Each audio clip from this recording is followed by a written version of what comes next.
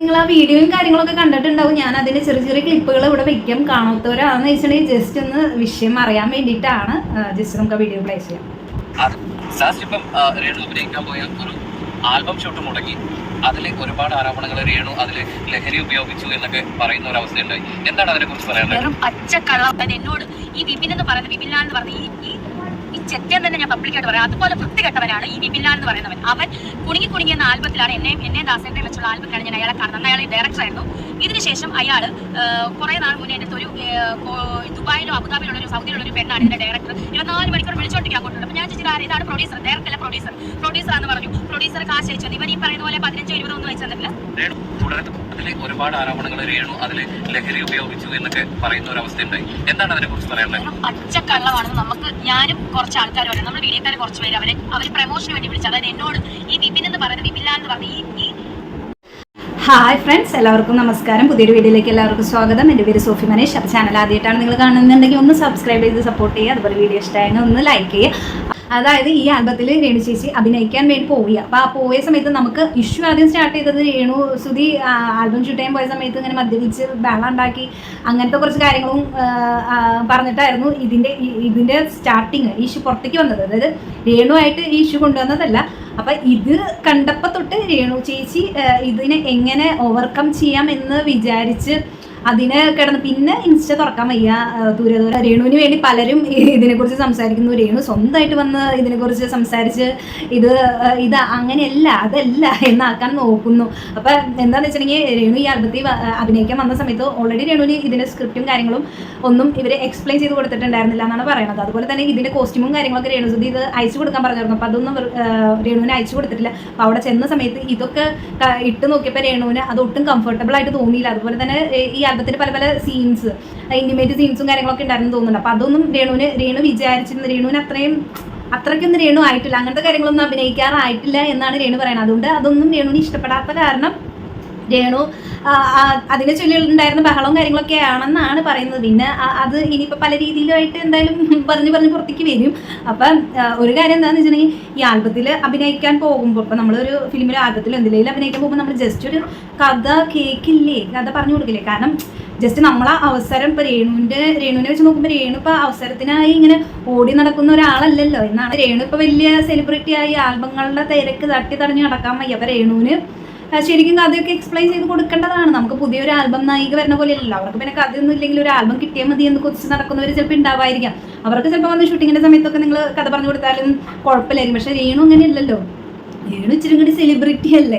അപ്പോൾ രേണുവിന് കഥയും കാര്യങ്ങളൊക്കെ നിങ്ങൾ പറഞ്ഞു കൊടുക്കണ്ട. പിന്നെ അവരും പറഞ്ഞിട്ട് കാര്യമില്ല. കാരണം എന്താണെന്ന് വെച്ചിട്ടുണ്ടെങ്കിൽ രേണു അതുപോലെയാണ്.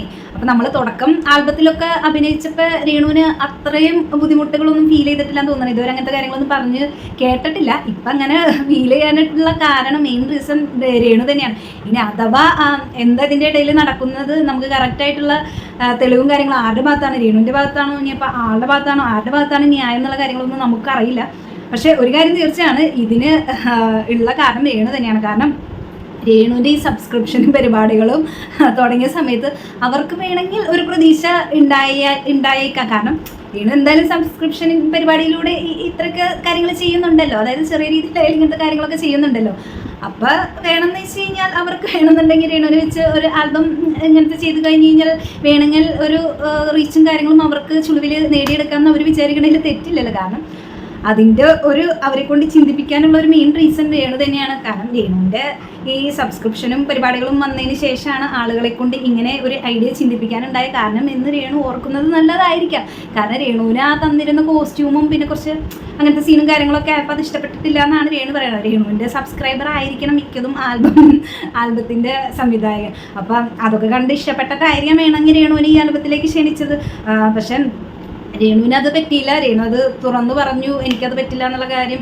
അപ്പം രേണുവിൻ്റെ ഭാഗത്ത് ന്യായം ഉണ്ടെങ്കിൽ ഞാൻ പറയണത് എന്താണെന്ന് വെച്ചിട്ടുണ്ടെങ്കിൽ രേണു വെറുതെ ഇതിന് വേണ്ടി കിടന്നിട്ട് ന്യായീകരിക്കാൻ കിടന്ന് ഇമ്മാതിരി കഷ്ടപ്പെടല്ല വേണ്ടത്. പ്രോപ്പറായിട്ട് ഇത്രയും ഒരു ബുദ്ധിമുട്ട് രേണുവിന് ഈ പല രീതിയിലാണ് പറയുന്നത്. രേണുവിന് ഭയങ്കരമായിട്ട് കാര്യങ്ങൾ ബുദ്ധിമുട്ടുകൾ ഉണ്ടായിരുന്നു എന്നുള്ള രീതിയിൽ രേണു പറയുന്നുണ്ട്. അപ്പം അത്രയും ബുദ്ധിമുട്ടുണ്ടായിരുന്നെങ്കിൽ രേണുവിന് അത് അപ്പം തന്നെ വല്ല പോലീസ് സ്റ്റേഷനിലോ കംപ്ലൈൻറ്റ് ചെയ്യുമോ അങ്ങനത്തെ കാര്യങ്ങളല്ലേ ചെയ്യേണ്ടത്. ഇതിൻ്റെ വേറെ എനിക്ക് തോന്നുന്ന മീഡിയാസൊക്കെ രേണുവിൻ്റെ കൂടെ ഉണ്ടായിരുന്നു, അവരൊക്കെ കൂടെ ഉണ്ടായിരുന്നു എന്നുള്ള കാര്യം രേണു പറയുന്നത്. പക്ഷേ ഇതിൻ്റെ ഒരു വിഷ്വൽസും കാര്യങ്ങളും ഇനിയിപ്പോൾ രേണുവിൻ്റെ കയ്യിൽ ഉണ്ടോയെന്ന് അറിയില്ല. നമുക്കൊരു വോയിസ് ക്ലിപ്പ് മാത്രമാണ് നമുക്ക് അത് റിലേറ്റ് ചെയ്തിട്ടുള്ളത് കേട്ടത്. അപ്പോൾ ഇതിൻ്റെ വീഡിയോസും കാര്യങ്ങളൊക്കെ ഉണ്ടെങ്കിൽ അല്ലെങ്കിൽ എല്ലാ കാര്യവും രേണു അങ്ങോട്ട് തിരിഞ്ഞ് ഇങ്ങോട്ട് തിരിഞ്ഞ് എല്ലാം വീഡിയോ എടുത്ത് വെക്കുന്നതല്ലേ. ഇങ്ങനത്തെ കാര്യങ്ങളൊന്നും വീഡിയോ എടുത്ത് വെച്ചിട്ടില്ലേ രേണുവിൻ്റെ ചിലപ്പോൾ ഉണ്ടാവായിരിക്കും. നമുക്ക് കറക്റ്റായിട്ട് അറിയില്ല ആരുടെ ഭാഗത്ത് ശരിയുള്ള തെറ്റുള്ളതെന്നുണ്ട്.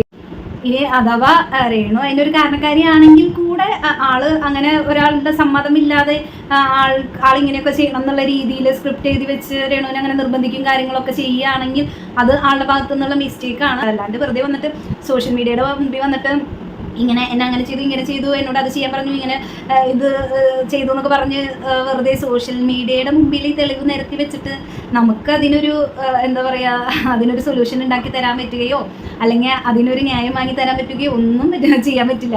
നമുക്ക് ഇത് വെച്ചിട്ട് ആരായിരിക്കും ശരി ആരായിരിക്കും തെറ്റി കൂടുതൽ കാര്യങ്ങൾ നിങ്ങളുടെ കയ്യിൽ നിന്ന് കിട്ടുമ്പോൾ അത് വെച്ച് റിയാക്ട് ചെയ്യുക അങ്ങനത്തെ കാര്യങ്ങൾ നമുക്ക് ചെയ്യാൻ പറ്റുള്ളൂ. അപ്പോൾ ഇത് ഇങ്ങനെ കിടന്ന് രേണു ഒന്നും കൂടി എന്താ പറയുക സ്വന്തം കുഴി ഇങ്ങനെ തോണ്ടി പോകുക എന്നല്ലാണ്ട് പ്രത്യേകിച്ച് ഉപകാരമൊന്നും ഉണ്ടാവില്ല. അപ്പം രേണുവിന് ഇത് വ്യക്തമായിട്ട് അറിയാം ആളുടെ ഭാഗത്തുനിന്ന് ഇത്രയും മോശമായിട്ടുള്ള കാര്യങ്ങളും ഒക്കെ സംഭവിച്ചിട്ടുണ്ടെങ്കിൽ ധൈര്യമായിട്ട് കേസ് കൊടുക്കുകയാണ് വേണ്ടത്. അപ്പോൾ അതിനൊന്നും ആരും പേടിക്കേണ്ട ആവശ്യമില്ലല്ലോ. പ്രത്യേകിച്ച് രേണു ഇത്ര സെലിബ്രിറ്റിയും കാര്യങ്ങളൊക്കെ ആയിരിക്കുമ്പോൾ ഇതൊന്നും പേടിക്കേണ്ട ആവശ്യം. അപ്പോൾ ഇങ്ങനൊരു പ്രശ്നം എന്തായാലും ഉണ്ടായി. അപ്പോൾ ഇങ്ങനൊരു പ്രശ്നം ഉണ്ടാകുമ്പോൾ രേണു എന്താ ചെയ്യണത് ആ പ്രശ്നത്തെ വേറൊരാളുടെ തലയിൽ വെച്ച് കെട്ടാനും പിന്നെ ചുമ്മാ അതിനെ വെറുതെ ന്യായീകരിച്ച് ഞാൻ അങ്ങനത്തെ ഒരാളല്ല എന്ന് ആക്കിയെടുക്കാനുള്ള കാര്യങ്ങളൊക്കെയാണ് രേണു ചെയ്തുകൊണ്ടിരിക്കുന്നത്. അപ്പോൾ ഒന്ന് പറഞ്ഞ രണ്ടാമത്തേന് ശരിക്കും ഈ ഷെഫീന ബീവി എന്ന് പറഞ്ഞ ഒരാളെ ചുമ്മാ ഈ ഇതിലേക്ക് വലിച്ച് ഇഴച്ചത് രേണുവിൻ്റെ കഷ്ടകാലം തന്നെ പറയാം. കാരണം എന്തൊരു പ്രശ്നത്തിന് ആ പുള്ളിക്കാരിനെ ഇതിലേക്ക് വലിച്ചപ്പോൾ തൊട്ട് തുടങ്ങിയ കഷ്ടകാലമാണ് രേണുവിൻ്റെ ഇപ്പോഴും മാറിയിട്ടില്ല. അപ്പോൾ ഒന്ന് പറഞ്ഞ് രണ്ടാമത്തേന് കിച്ചൻ്റെ പ്രശ്നം തൊട്ടാൻ തോന്നുന്നുണ്ടല്ലോ. അപ്പോൾ ഒന്ന് പറഞ്ഞ് രണ്ടാമത്തേന് ഈ പ്രശ്നം ഉണ്ടായാലും ഷഫീന ബീവിനെ പറയുന്നുണ്ട് ആള് മനഃപൂർവ്വം ഇങ്ങനൊരു പ്രശ്നം ക്രിയേറ്റ് ചെയ്തതാണ് ഇതാണെന്നൊക്കെ പറയുന്നുണ്ട്. ഇതിപ്പോൾ രേണു പെട്ട പോലെയാണ് ശരിക്കും തോന്നുന്നത്. ഒരു പ്രശ്നം തീർക്കാൻ വേണ്ടിയിട്ട് ഓടിക്കൊണ്ടിരിക്കുമ്പോൾ അടുത്തോരോ പ്രശ്നങ്ങൾ ഇങ്ങനെ പൊന്തി വന്നുകൊണ്ടിരിക്കുകയാണ്. അപ്പോൾ എന്തായാലും ഈ പ്രശ്നങ്ങൾ വരുമ്പോഴൊക്കെ ഇത് ഒരാളുടെ തലയിൽ ഇടണം എന്നുള്ള ചിന്തയിലാണ് രേണു. അതുപോലെ രേണു സ്വയം പറയൽ മാത്രമല്ല ഈ രേണുവിനെ വെളുപ്പിക്കാൻ വേണ്ടിയിട്ട് രേണുവിന് കുറേ ശിങ്കടികളുണ്ട്. അവർ പറയണൊക്കെ കേട്ട് കഴിയുമ്പോൾ ശരിക്കും നമുക്ക് ചിരി വരും പല കാര്യങ്ങൾ. പിന്നെ ഈ രേണുവിന് ചോദ്യങ്ങൾ ചോദിക്കാൻ വരുന്ന മീഡിയാസ് നിങ്ങൾ ശ്രദ്ധിച്ചിട്ടുണ്ടോ? പല കാര്യങ്ങളും രേണു ഇങ്ങനെ ഇങ്ങനെയാണ് പല കാര്യങ്ങൾ. രേണു ഇത് എല്ലാവരെ കൊണ്ടും പറഞ്ഞ് ചെയ്യുകയാണ്. എന്നോട് ഇന്ന ക്വസ്റ്റ്യൻസ് ചോദിക്കണം എന്ന് പറഞ്ഞ് അതിനുള്ള മറുപടി നിങ്ങൾ പല വീഡിയോസും രേണുവിൻ്റെ അടുത്ത് ശ്രദ്ധിച്ച ചിലതൊക്കെ അവരായിട്ട് ചോദിക്കുന്നുണ്ടാവും. പക്ഷേ ഏറെക്കുറെ വീഡിയോസൊക്കെ നിങ്ങൾക്ക് ശ്രദ്ധിച്ചാൽ മനസ്സിലാവും രേണു ഇങ്ങനെ അവർ പറഞ്ഞ് തീരുമ്പോഴേക്കും അങ്ങനത്തെ ഇത് ആയിരിക്കും ആ ക്വസ്റ്റ്യൻ എന്നെ കംപ്ലീറ്റ് ചെയ്യണത്. എന്നിട്ട് അതിന് മറുപടി പറയും. അതായത് പറഞ്ഞ് പഠിപ്പിച്ച് പറയുന്ന രീതിയിൽ. വെറുതെ വീണ്ടും ഈ ഷെഫീന ബീവിനെ ഈ പ്രശ്നത്തിലേക്ക് വലിച്ചഴിക്കാതിരിക്കുകയായിരിക്കും രേണു ചേച്ചിക്ക് നല്ലത്. കാരണം ഇനിയിപ്പോൾ ഇതും പറഞ്ഞ് 4 പറഞ്ഞ് 10 പറഞ്ഞ് അവസാനം പുള്ളിക്കാരത്തിക്ക് വീണ്ടും ഇളകും. വീണ്ടും പുതിയ കാര്യങ്ങൾ കുത്തിത്തപ്പി കൊണ്ടുവന്ന് കഴിഞ്ഞ് കഴിഞ്ഞാൽ അത് വീണ്ടും രേണു ചേച്ചിക്ക് ഒരു ക്ഷീണമായി മാറും. പിന്നെ വീണ്ടും അതിനെ വെളുപ്പിക്കാൻ വേണ്ടിയിട്ട് അടുത്തൊരു വിഷയമായിട്ട് രേണു ചേച്ചി അന്വേഷിച്ച് നടക്കേണ്ടി വരും. അങ്ങനെ വെറുതെ ഇത് നീണ്ടു പോവുള്ളൂ. അപ്പോൾ ഇങ്ങനെ ഒരു പ്രശ്നം ഉണ്ടായെങ്കിൽ അതിന് പ്രോപ്പറായിട്ടുള്ള വേയിൽ പോവുക. വെറുതെ രേണു ചേച്ചിക്ക് എന്തുണ്ടെങ്കിലും സോഷ്യൽ മീഡിയയിൽ വന്ന് സംസാരിച്ച് കഴിഞ്ഞാൽ അതിനെന്തെങ്കിലും പരിഹാരം കാണാം. അല്ലെങ്കിൽ എനിക്ക് ഇങ്ങനെ ഒരു വിഷമം ഉണ്ടായി അതിപ്പോൾ സോഷ്യൽ മീഡിയയിൽ വന്ന് പറഞ്ഞു കഴിഞ്ഞാൽ 4 പേരെ സപ്പോർട്ട് കിട്ടുന്ന വെച്ചിട്ടാണോ എന്താ ഉദ്ദേശിക്കണേന്ന് അറിയില്ല. എന്തായാലും കൂടുതൽ വെറുതെ ഈ കണ്ടന്റും കൊണ്ട് വരാതിരിക്കുകയായിരിക്കും രേണു ചേച്ചിക്ക് ബെറ്റർ. രേണു ചേച്ചി ഇപ്പം തന്നെ ആവശ്യത്തിലധികമായി 1-2 ദിവസം കൊണ്ട് എനിക്ക് തോന്നുന്നത് 10-20-30 വീഡിയോസ് ആയി തോന്നുന്നുണ്ട്. അപ്പം ആ ഒരു ഡയറക്ടറിന് അങ്ങനെ ഒരു ഫീല്, അതായത് ഇന്ന ആൽബം രേണു ചെയ്യാൻ സാധ്യതയുണ്ട്. ഇത്ര നാൾ രേണുവിന് ഈ ഒരു ഇതോടുകൂടി ആരും അപ്രോച്ച് ചെയ്തതായിട്ട് കേട്ടിട്ടില്ല. ഇപ്പോഴാണ് ഇങ്ങനൊരു കാര്യമായിട്ട് രേണുവിന് ഒരു ഡയറക്ടർ അപ്രോച്ച് ചെയ്ത് വന്നേക്കുന്നത് എന്ന് രേണു പറയണത്. വല്ലതുണ്ടായെന്ന് രേണു പറഞ്ഞിട്ടില്ല. അപ്പോൾ ഈ ഒരു സാഹചര്യം ഉണ്ടാവാൻ കാരണം കുറച്ചൊക്കെ രേണുവിൻ്റെ കയ്യിലാണെന്ന് രേണുവിന് മനസ്സിലാവില്ല. കാരണം അവർക്ക് വെറുതെ ഒരു പ്രതീക്ഷകൾ ഇങ്ങനെ ഈ കണ്ടന്റ് സബ്സ്ക്രിപ്ഷൻ കണ്ടന്റ് കാര്യങ്ങളൊക്കെ ഇട്ടിട്ട് രേണു വെറുതെ പ്രതീക്ഷ കൊടുത്ത കാരണമായിരിക്കാം ഒരു പക്ഷേ ആൾക്ക് അങ്ങനെ തോന്നിക്കാണും. അപ്പോൾ എന്തായാലും പ്രശ്നങ്ങളൊക്കെ തീരട്ടെ. സ്റ്റേഷനിൽ പോയി കംപ്ലൈൻറ്റ് ചെയ്യുക, പ്രശ്നങ്ങളൊക്കെ പരിഹരിക്കുക. ആളുടെ ഭാഗത്തു നിന്ന് മോശമായിട്ടുള്ള കാര്യങ്ങളൊക്കെ സംഭവിച്ചിട്ടുണ്ടെങ്കിൽ അതെന്തായാലും ആളുടെ ഭാഗത്തു നിന്ന് ന്യായമായിട്ട് ഞാൻ പറയുന്നില്ല. കാരണം നമുക്ക് ആരുടെ കാര്യങ്ങളും അറിയില്ല. അത് എന്താ പറയുക പോലീസുകാരെ അന്വേഷിച്ച് അതിന് കറക്റ്റായിട്ടുള്ള ആക്ഷനും കാര്യങ്ങളൊക്കെ ചെയ്യട്ടെ. അപ്പോൾ അടുത്തൊരു വീഡിയോ ആയിട്ട് വരാം. Tata bye bye.